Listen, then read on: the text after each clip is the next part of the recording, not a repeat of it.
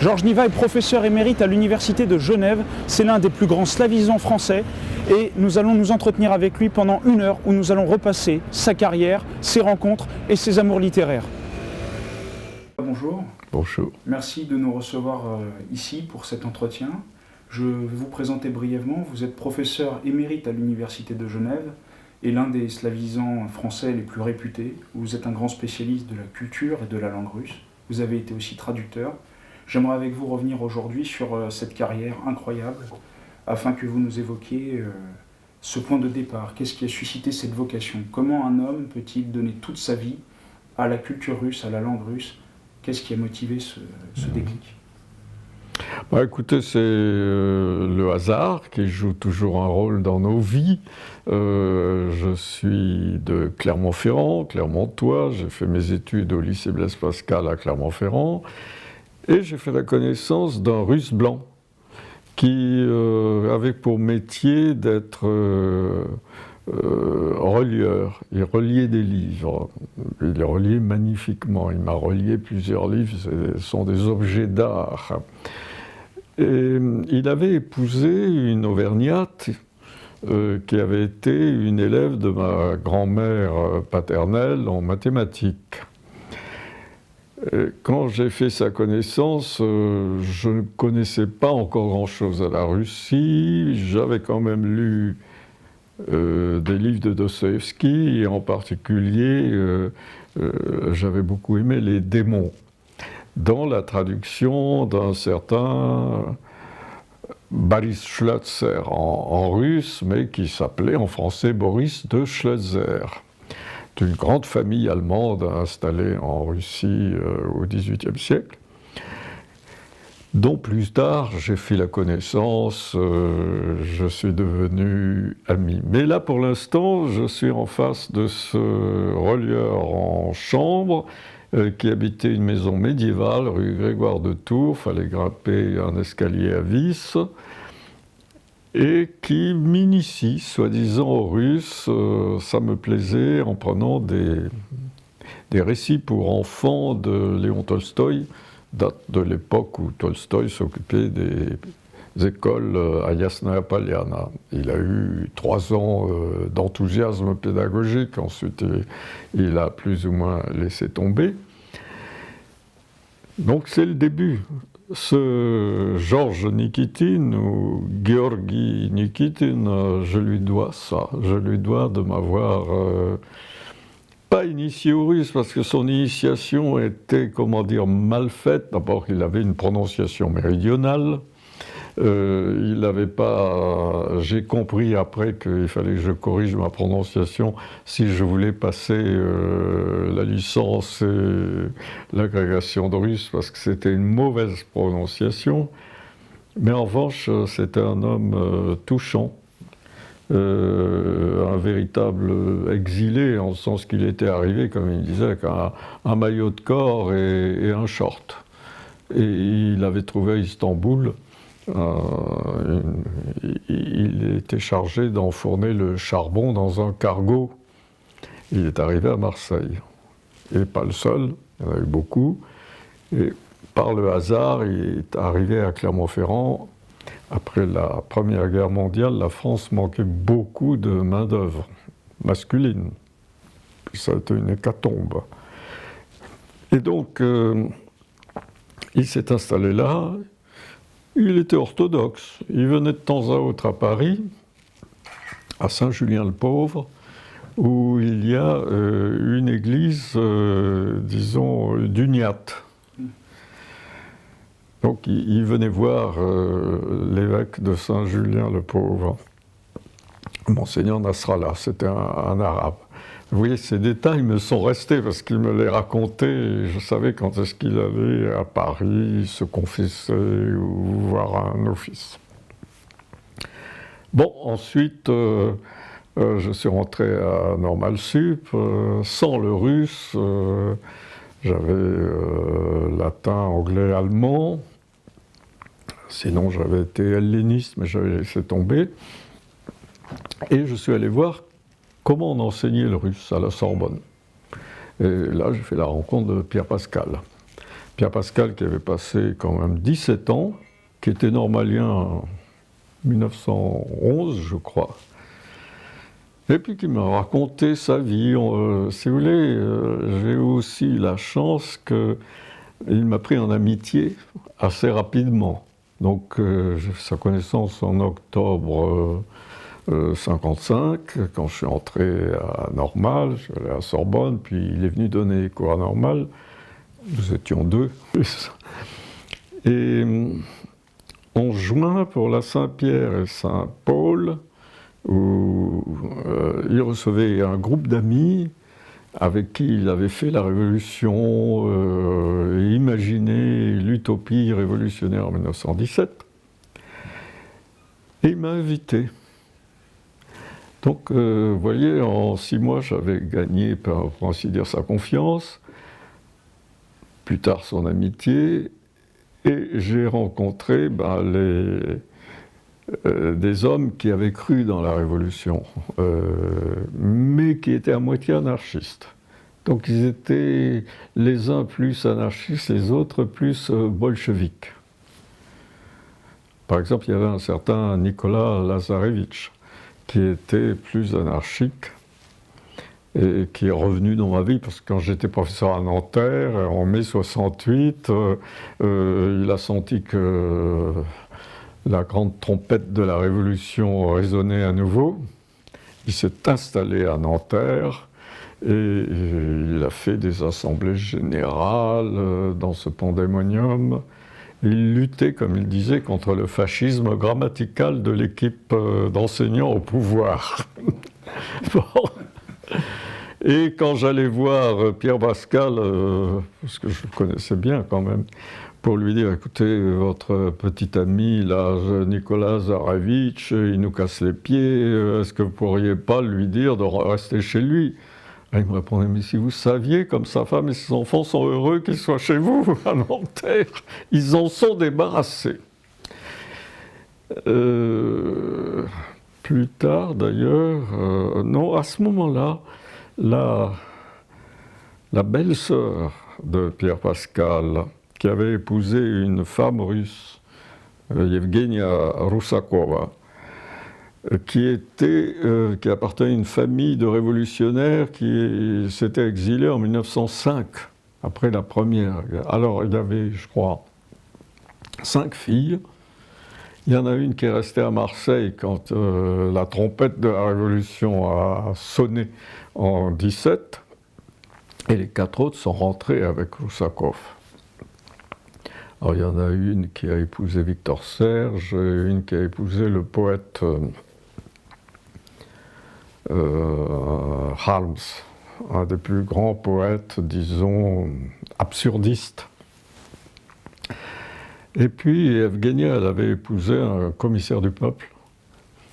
Il lui est arrivé ce qui est arrivé à beaucoup de bolcheviques de la première heure, c'est-à-dire son mari a été exécuté, elle est partie au camp. Et puis on était à l'époque, plus tard, c'est pas en 68, c'est plus tard, sous Brejnev. Bref, elle est venue. Elle a reçu une invitation de son beau-frère. Au-delà de 75 ans, on l'a laissé partir. Elle est arrivée, je l'ai emmenée à Nanterre. C'était très étonnant de faire visiter Nanterre à cette femme qui avait connu le camp Les Loups avec son amie marseillaise qui avait été au camp aussi. Elle disait, tu te rappelles, quand on était chargé de garder la voie ferrée, toutes les deux, et puis on devait entretenir le feu parce qu'on voyait une douzaine de paires d'yeux de loups autour de nous, et que si le feu s'éteint, on ne sait pas ce qui va se passer. Elle m'a beaucoup appris, cette belle-sœur de Pierre Pascal. Je connais encore sa fille à Saint-Pétersbourg. Mais là, vous voyez, j'ai un peu perdu le fil, donc je suis à Nanterre, et puis À l'époque, déjà, on envoyait des stagiaires en Union soviétique. C'est-à-dire, les Français, il y avait un premier accord. Il n'y en avait pas encore avec les Anglais, ni avec les Américains, ni avec les Allemands. Il n'y avait comme étrangers venant des pays capitalistes, Kapstrany, parce qu'on venait soit des pays socialistes, Socstrany, soit des capitalistes. Donc à l'époque, il y avait très peu d'échanges. C'était la fin de la guerre froide. Staline était mort 3 ans avant. Je me retrouve au Mont Lénine, dans la nouvelle université, qui était un chef-d'œuvre d'architecture stalinienne, imité des gratte-ciel de Chicago, bien sûr. Et bon, j'étais assez heureux, j'étais content d'être là. Comme étranger, c'est simple. Il y avait quelques étudiants des pays capitalistes, les Kapstrany. Nous étions 4 ou 5 Français. Et il y avait plusieurs étudiants des Socstrany, des pays socialistes. Alors, il y avait des Polonais, j'ai eu des grands amis polonais, des Tchèques, des Hongrois. Et puis, des pays capitalistes, il y avait une délégation italienne, mais qui était envoyée par le PCI, c'est-à-dire les communistes italiens. Parmi lesquels j'ai eu aussi des amis. Il y avait Berlinguer, qui ensuite est devenu le leader du parti communiste. Alors c'est une époque pour moi très intéressante, très riche, où j'ai commencé à comprendre dans quel pays j'étais. Je donne un exemple entre plusieurs. Un professeur de latin qui avait eu beaucoup de peine, son père était riche, il avait une maison, ensuite ils ont eu l'appartement, ensuite ils ont eu une chambre dans l'appartement, il était réduit à un coin de la chambre, derrière un paravent. Il n'était pas le seul, hein, il y en avait beaucoup comme ça. Pour lui, c'était un événement de voir un jeune Français en chair, en os, vivant, parlant français. Il n'avait plus vu ça depuis avant la guerre. Mais il avait peur. Il était content et il avait peur. Il regardait par la fenêtre tout le temps. On était au 5e ou 6e. Si j'étais suivi, c'est-à-dire si la voiture du KGB était en bas ou n'était pas en bas. Ça m'est resté dans la mémoire. Je comprenais très bien, il ne me l'a pas dit, mais je comprenais très bien qu'il avait peur. C'est à ce moment-là que j'ai pour la première fois fait la connaissance du poète Boris Pasternak. Un étudiant m'a demandé si ça m'intéressait de voir une famille où la mère et la fille avaient été au camp. En russe, il y a une expression très familière, c'est « sidieli ». Et je ne connaissais pas cette expression. Je l'ai apprise à ce moment-là. Donc, avait été au camp. Et j'ai donc fait la connaissance de Olga Ivinskaya, de sa mère, parce qu'il s'agissait de sa mère, du poète. Puis, je suis rentré à Paris, mais pour repartir à Oxford, où j'avais obtenu une bourse à Oxford. J'ai passé une première année à Oxford, passionnante, avec, par exemple, le petit-fils du grand Mikhail Katkov qui éditait Dostoïevski, son petit-fils Georgi Mikhailovitch, qui s'appelait en anglais George Katkov. J'ai commencé par suivre ses cours. Je suis devenu son ami, je suis entré dans sa famille, et je l'ai beaucoup fréquenté. Je lui dois aussi beaucoup de choses, ainsi qu'un pur anglais qui enseignait avec lui, Max Hayward, et qui était le traducteur du docteur Zhivago. En ce moment-là, ils étaient occupés à traduire le docteur Zhivago, et moi je connaissais l'auteur. Donc il y avait une espèce de court-circuit. Et puis beaucoup d'autres personnes, vous savez, par exemple Shostakovich a reçu le doctorat honoris causa à Oxford. J'ai été chargé de l'accompagner. On a fait son éloge dans la capelle, sous la coupole. Son éloge était fait en latin, en grec, par des lecteurs qui apparaissaient à des chairs à 5 mètres de haut. Le malheureux Shostakovich n'y comprenait rien, moi non plus d'ailleurs. Et il était extrêmement nerveux. Enfin, je ne peux pas énumérer évidemment toutes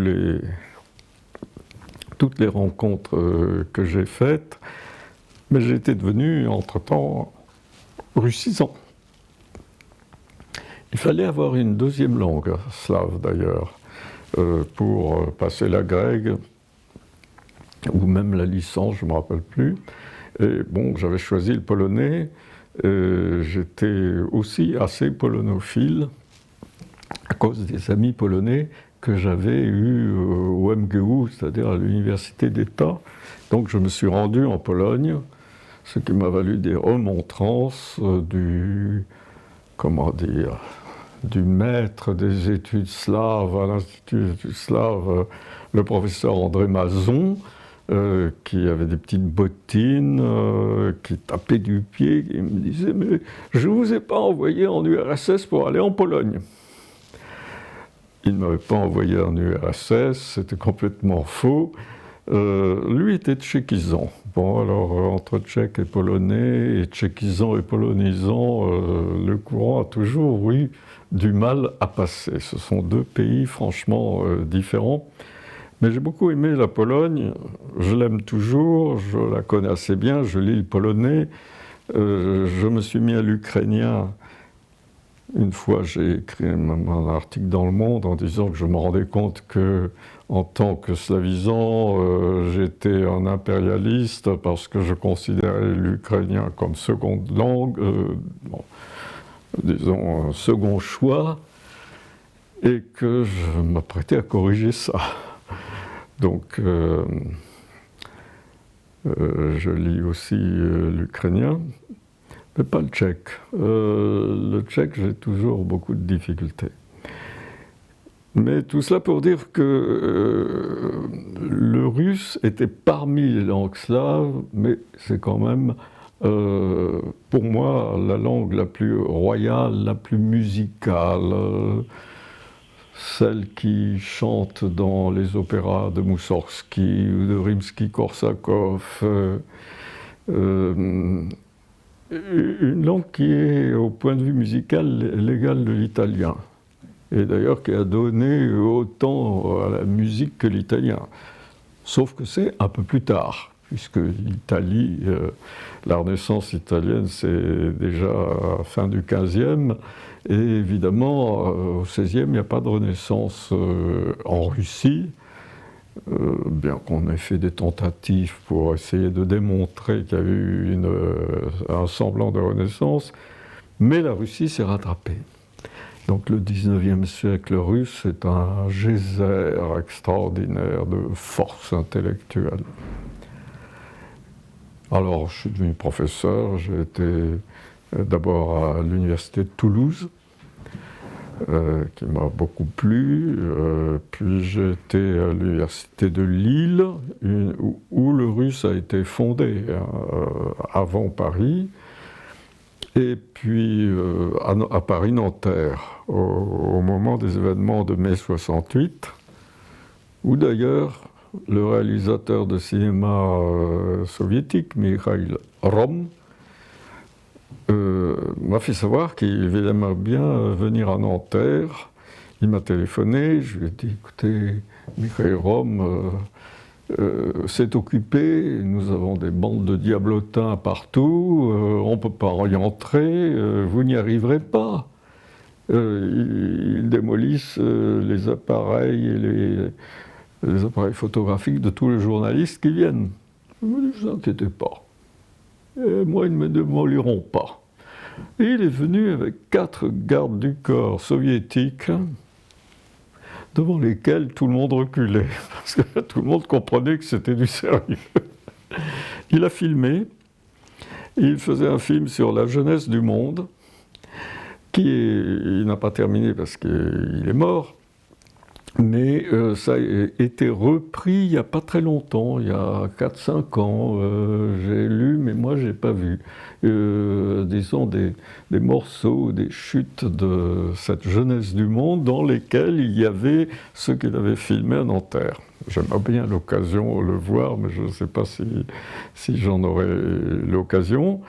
Et alors ensuite, j'avais un ami, Michel Aucouturier, qui enseignait à Nanterre.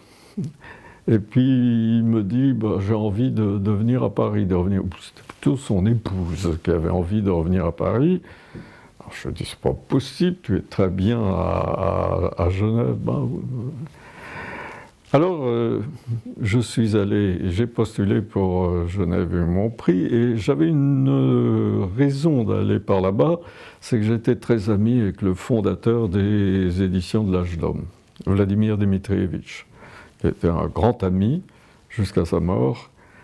Alors là, on était très près, d'autant plus qu'il avait une librairie à Genève où il venait tous les 8 jours. Voilà.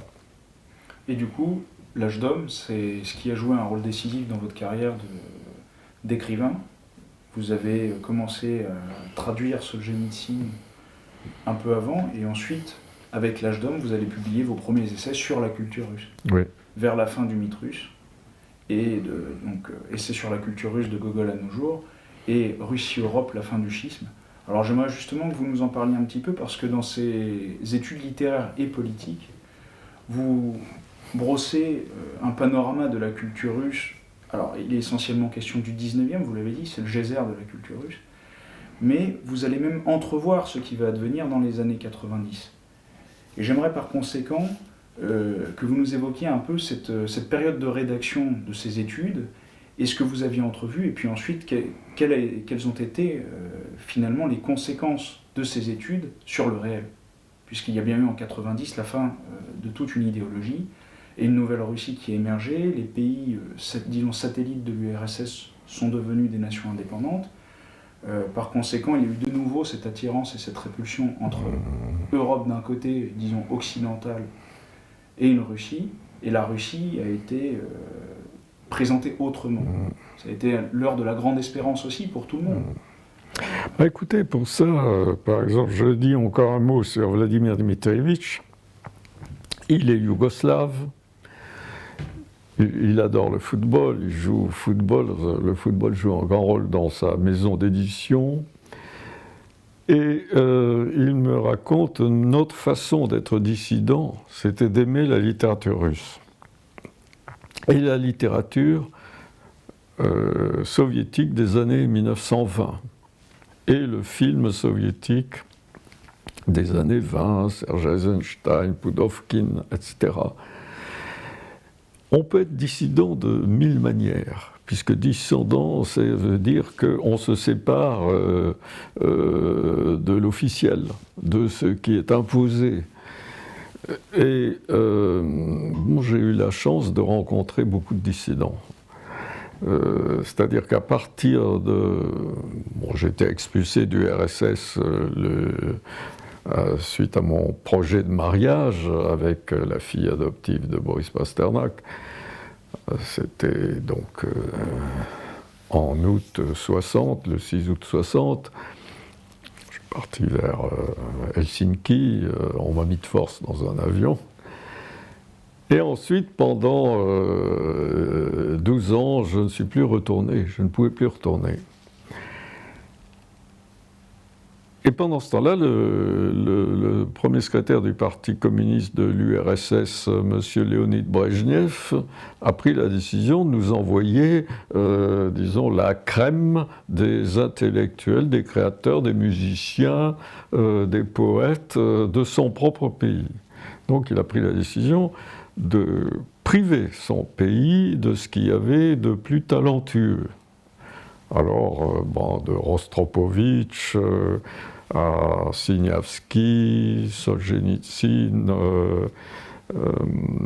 Joseph Brodsky, le plus grand des disciples de Anna Akhmatova, etc. Et sans parler des danseurs. Moi, j'en ai profité. Je suis devenu très ami avec Siniavski, avec Viktor Nekrasov, un peu moins avec Maximov, mais je le connaissais bien. Avec Amalrik, j'étais très ami. Donc, c'était un enrichissement inespéré.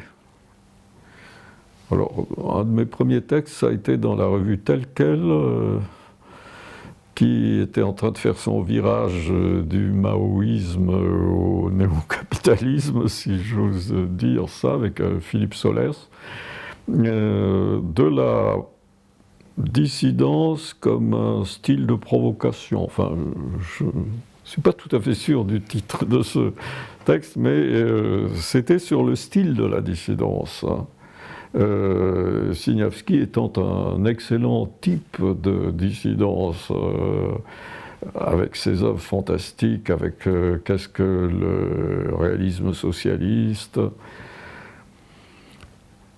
et avec Nekrasov, ça a été aussi extrêmement proche, intime. Amalrik, qui avait écrit l'URSS cessera-t-elle d'exister en 84, enfin c'était dans l'idée de Orwell appliquée à l'URSS. Et puis l'URSS est tombée. Et puis, bon, il y a eu évidemment l'expulsion de Solzhenitsyn, ça c'est un moment important, la parution à Paris aux éditions Imca Press de l'archipel du Goulag. J'avais déjà aperçu Solzhenitsyn quand il habitait dans le garage de Rostropovitch à Nikolinagara. Mais j'avais pas fait sa connaissance. J'avais vu sa mère et sa belle-mère. Madame Solzhenitsyn, la veuve actuelle. Alors, à Paris, je l'ai revu. Il a convoqué ses traducteurs, dont je faisais partie, mon épouse aussi. Ça a été une joyeuse rencontre. Un peu étrange. Parce qu'il avait un petit peu un style de maître les écoliers. Mais ça ne vaut pas la peine de raconter les détails. Claude Durand, qui à l'époque était le sous-directeur du Seuil, qui est devenu ensuite le PDG de Fayard, et l'agent mondial littéraire de Solzhenitsyn, a écrit un livre à ma demande qui s'appelle Agent de Solzhenitsyn. C'est-à-dire que pour le premier catalogue de ma première exposition Solzhenitsyn à Genève, je lui ai dit, Claude, est-ce que vous écririez pour mon catalogue un texte d'une quinzaine, vingtaine de pages sur vos rapports avec Solzhenitsyn, que je connaissais bien, mais enfin que c'était à lui de les exposer. Oui. Et il envoie un texte très long, mais il dit, mais vous savez, c'est en train de devenir un livre. Alors je dis, je ne prends pas le livre, parce que dans un catalogue, je ne peux pas... Mais il a publié ce livre, Agent de Solzhenitsyn, avec sa malice, c'est-à-dire agent secret ou agent littéraire, il y a un peu les deux. Et... La chute de l'URSS a été un événement considérable. C'est-à-dire, je suis retourné, j'ai rencontré d'ailleurs le mari de Irina Emelianova, Vadim Kazavoy, dont j'avais à distance fait la connaissance et édité, publié un premier texte poétique qui s'appelle Loin de la colline, en russe Proch от холма. Une histoire aussi assez compliquée, parce que Vadim avait un caractère assez compliqué. Et je me revois en train de le faire, sa rencontre dans la rue Potapov à Moscou. Et alors là, c'est une deuxième rencontre avec la Russie, avec énormément de gens, comme par exemple le peintre Sveshnikov qui a rapporté des dessins du Goulag où il a été. C'est un grand artiste, et il y en a peu qui ont rapporté des œuvres du Goulag, des petits dessins minuscules. Ou encore, évidemment, toute une pléiade d'écrivains, de prosateurs, de poètes, de critiques littéraires. À ce moment-là, j'ai mon texte mon premier grand texte sur Solzhenitsyn, qui est partiellement publié en 2 livraisons, dans Druzhba Narodov, l'amitié entre les peuples. Alors là, bon, sans me vanter, c'est quand même mon plus grand tirage, parce que c'était plus d'1 million.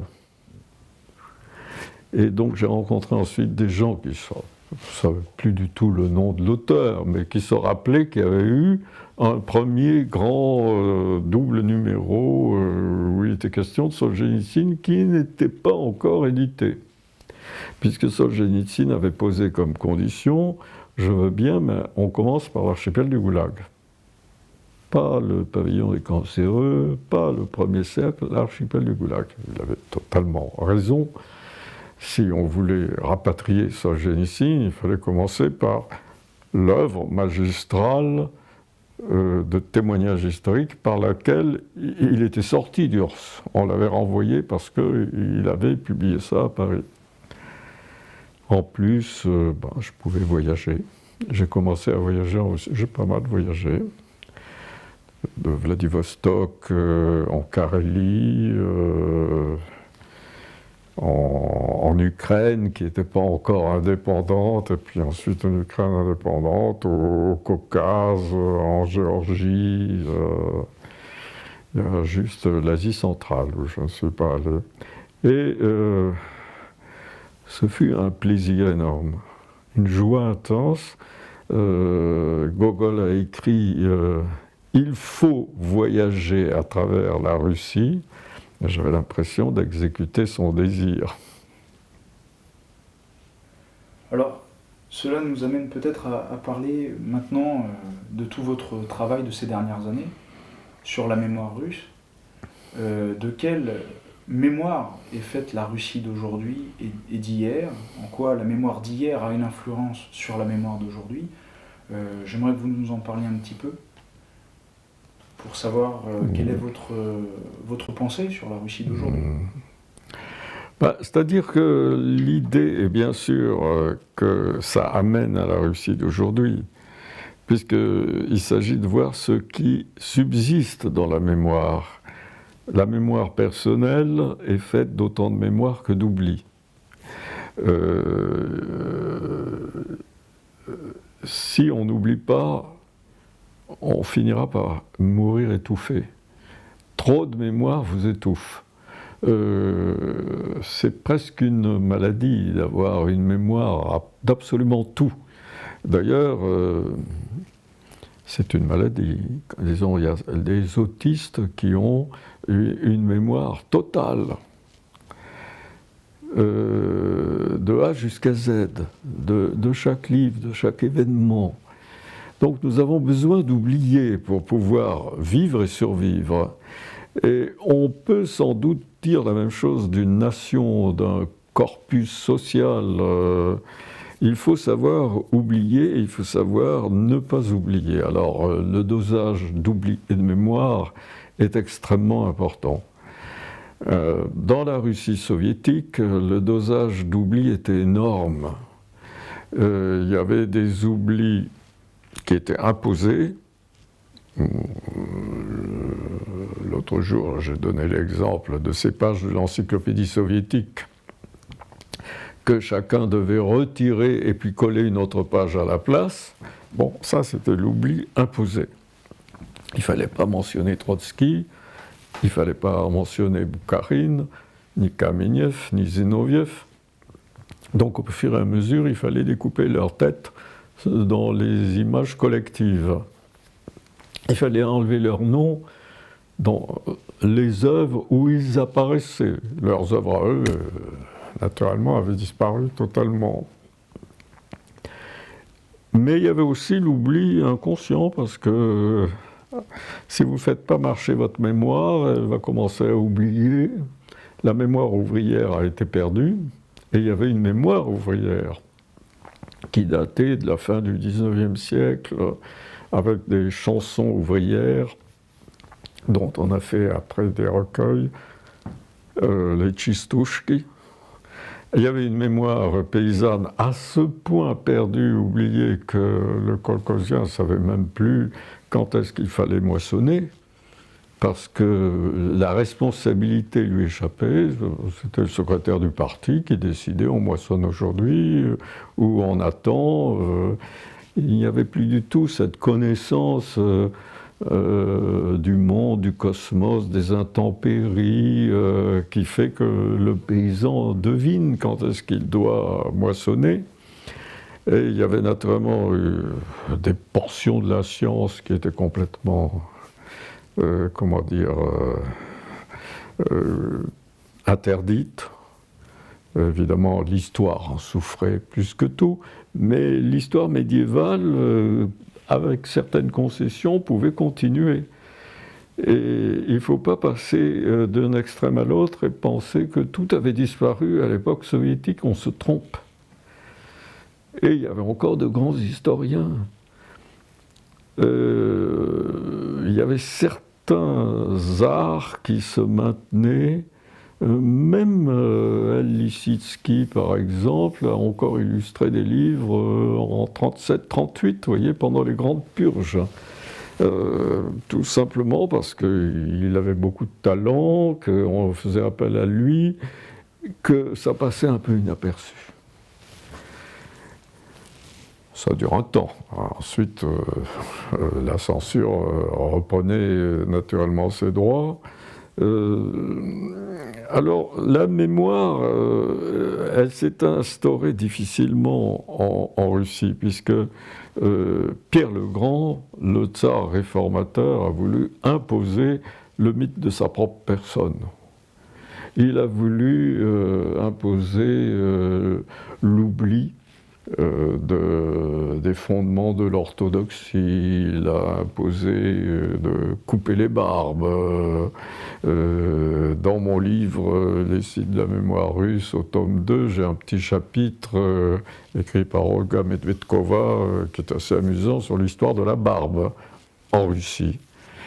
Il y a eu un impôt sur la barbe, il y a eu des hommes pris dans la rue, ont coupé de force la barbe, etc.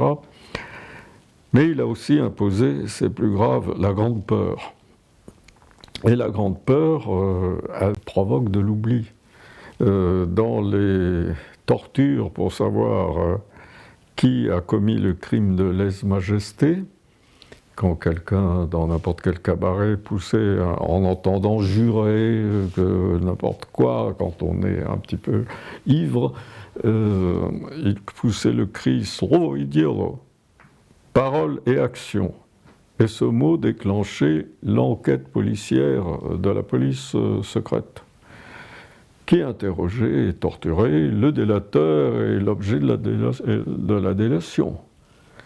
Alors c'est une grande peur qui a laissé son empreinte sur la mémoire russe, peut-être même dans les gènes de comportement russe. L'histoire de la Russie et sa mémoire sont faits de débats pour savoir, au fond, si la Russie est victime ou bourreau. Parce que la Russie s'estima très souvent victime, jusqu'à aujourd'hui. Humiliée. Humiliée par l'Occident. Humiliée par le regard que l'étranger porte. Et tout début de l'histoire russe, il y a l'histoire de l'appel aux Varegs, l'appel aux Normands, parce que c'est les mêmes qui sont venus en Normandie, les Varegs, les Vikings, et qui sont venus à Novgorod, qui étaient d'excellents guerriers scandinaves, qui naviguaient avec des pirogues terrifiantes, qui remontaient les fleuves assez haut, jusqu'à Paris, et qui ont remonté le fleuve Ilmen. Donc c'est le même genre d'invasion par les Vikings, mais alors en Russie, la légende, c'est que nous avons fait appel à eux, parce que nous ne savions pas nous gouverner nous-mêmes. Donc l'appel aux Varegs. J'ai mentionné Amalric tout à l'heure, son diplôme d'étudiant, il portait là-dessus, sur la théorie qu'on appelle normaniste dans l'historiographie, c'est-à-dire l'appel aux Normands, normaniste, qui est en fait l'appel aux Varegs. Alors c'était très mal vu, ça prouvait qu'il avait en lui de la graine de dissident pour choisir ce sujet-là. Et vous retrouvez ça tout au long, comme vous retrouvez aussi la querelle entre la Russie est-elle un État ou un peuple. Les grands historiographes, les premiers, c'est un État, avant tout un État, parce que nous, dans notre plaine immense, qui est un véritable continent, dans notre boue, notre poussière, notre steppe, notre toundra, si vous n'avez pas un pouvoir fort, un point qui tient tout ça, vous disparaissez. Donc c'est d'un côté la théorie du point, de l'autre côté la théorie de l'assemblée des Cosaques ou l'assemblée du Vietché de Novgorod, c'est-à-dire malgré tout, par exemple, à l'université européenne de Saint-Pétersbourg, il y a un jeune historien qui mène des recherches, fait des conférences sur la tradition démocratique, mais il préfère l'appeler républicaine. La tradition de la Respublika en Russie. Alors, oui, en un certain sens, la Douma, c'est une résurgence en 1905 d'avoir des assemblées appelées Douma. Il y a eu des Doumas de boyards. Il y a eu des Doumas que Ivan le Terrible a tâché de mater. Alors voilà, essayez de voir les choses compliquées qui ont tressé la mémoire russe, dans laquelle il y a hypermnésie et amnésie, trop de mémoire et pas assez de mémoire, selon l'ondulation des vicissitudes historiques.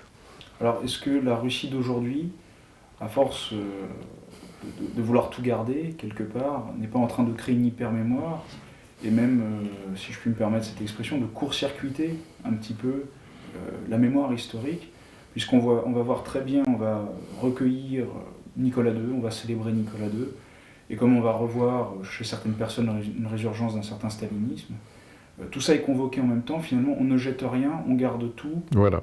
Mais qu'est-ce qu'on fait ? Quelle direction on donne au discours historique ? C'est-à-dire on attend que la direction soit donnée. Quand il y a toutes les directions à la fois, on attend qu'elles soient données d'en haut.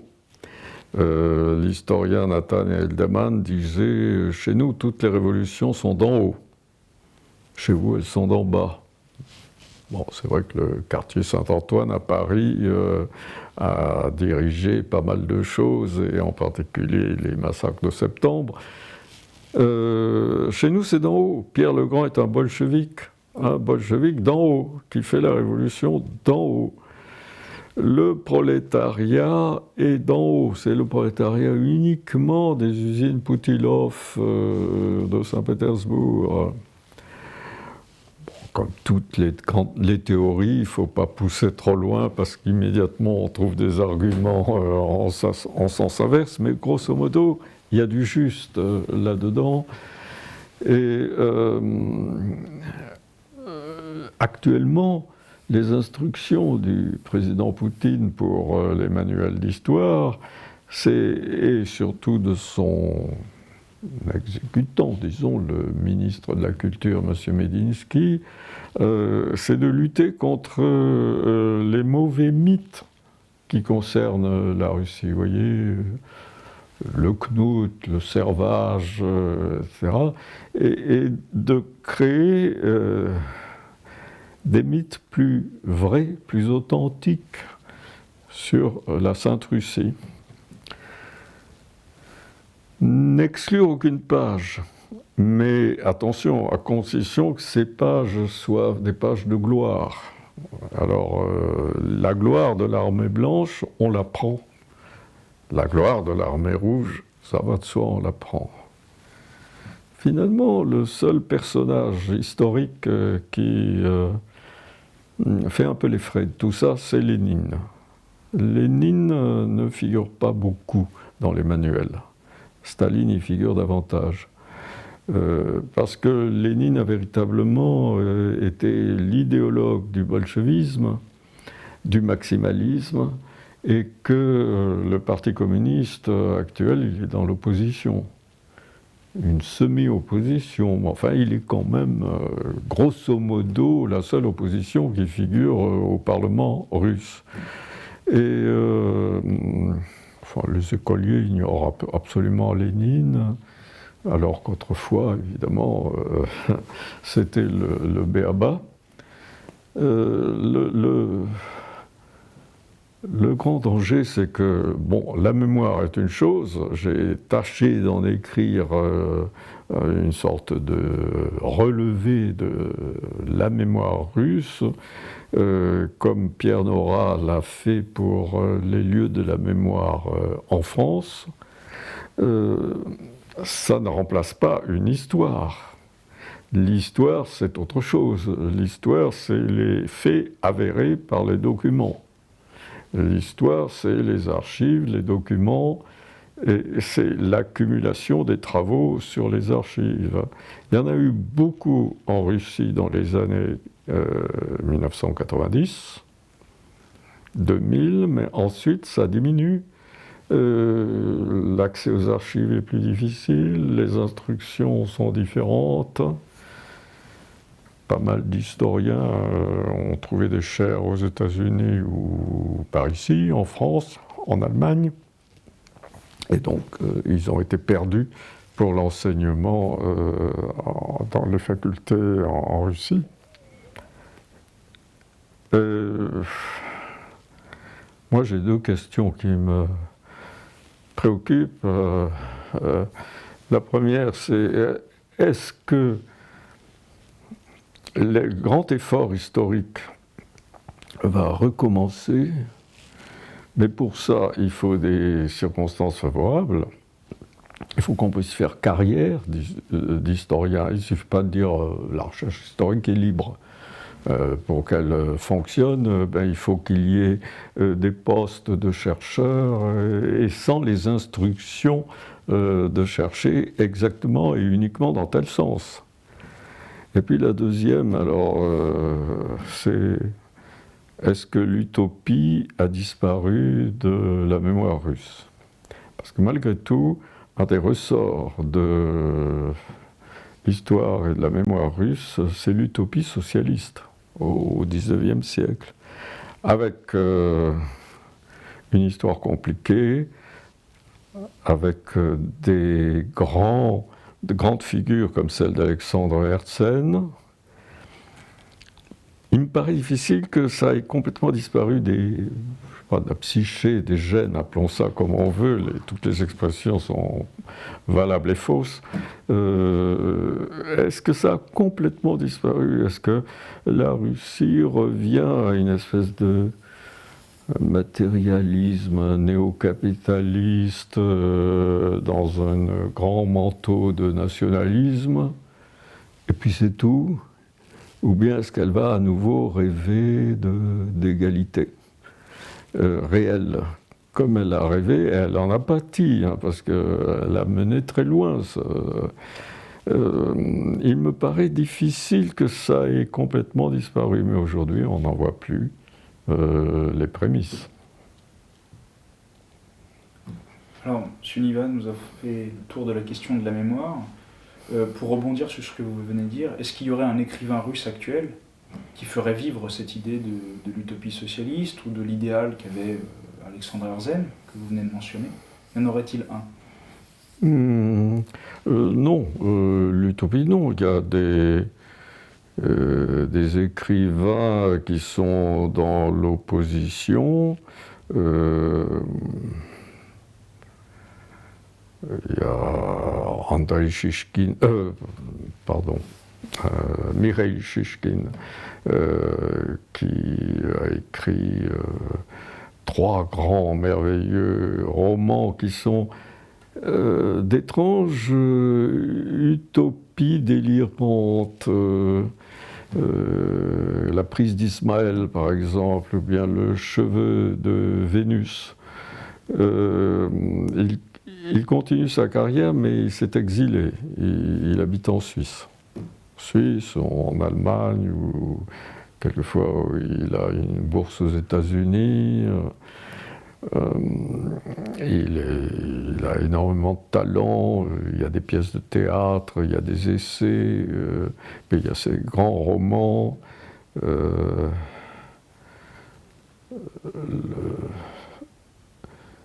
Alors, j'ai pas mal d'amis dont j'estime énormément les œuvres à l'heure actuelle.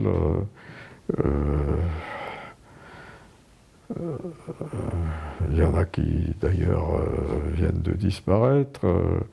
Il y a Alexandre Arkhangelsky, il y a quelques femmes comme Oulitskaya, qui a commencé sa carrière par la France. Et ensuite, elle est revenue en Russie, disons, elle a ses éditions chez Gallimard qui l'ont lancée. Petouchevskaya, il y a quelques beaux poètes.